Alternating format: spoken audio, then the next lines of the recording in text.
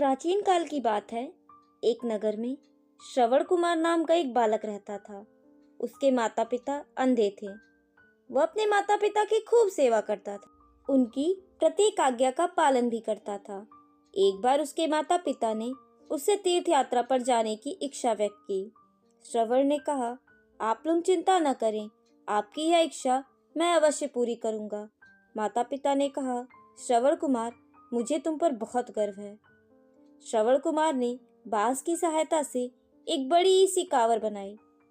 उसमें एक तरफ माता को बिठाया और दूसरी तरफ पिता को बैठाकर तीर्थ यात्रा पर चल पड़ा।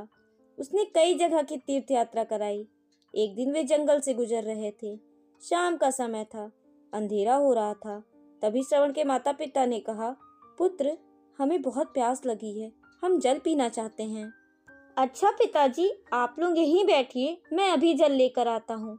श्रवण कुमार नदी से जल लेने के लिए चला गया। उसने कमंडल को जैसे ही नदी में डुबोया तो गड़गड़ की आवाज हुई। उसी जंगल में रात के समय राजा दशरथ शिकार करने निकले थे। उन्होंने गड़गड़ की आवाज सुनी तो जानवरों की आवाज समझकर उसी दिशा में बाण चला दिया। बाण सीधा जाकर श्रवण कुमार की छाती में लग गया। वो कहराता हुआ बोला, माता, पिताजी, मुझ निर्दोष पर किसी ने बाण चला दिया।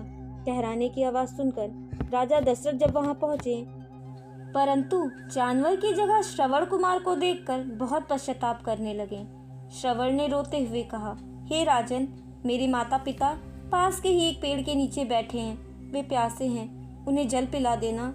इतना कहकर श्रवण कुमार ने अपने प्राण त्याग दिए। दशरथ जल लेकर श्रवण कुमार के माता पिता के पास पहुंचे। ओ पुत्र, तुमने इतनी देर क्यों लगा दी? श्रवण के पिता ने कहा। राजा दशरथ बोले, आप लोग ये जल ग्रहण कर लीजिए। अपरिचित आवाज सुनकर श्रवण के माता पिता घबरा गए। वे बोले, आप कौन हैं? मेरा पुत्र कहाँ है? दशरथ ने उनको पूरी बात बताई। उनकी बात सुनकर श्रवण के माता पिता विलाप करने लगे। फिर वे बोले, हे राजन, तुमने मेरे पुत्र को मारा है। आज हम लोग अपने पुत्र के वियोग में अपने प्यार त्याग रहे हैं। अंत में हम तुम्हें श्राप देते हैं कि तुम भी इसी तरह अपने पुत्र के वियोग में अपने प्राण त्यागोगे। यह कहने के पश्चात उन्होंने भी अपने प्राण त्याग दिए। इस तरह से हमें इस कहानी से ये शिक्षा मिलती है कि हमें अपने माता पिता की सेवा एवं आदर करना चाहिए, उन्हें उनके कार्यों में सहायता देनी चाहिए। Thank you for watching my video. Please like, share and subscribe my channel.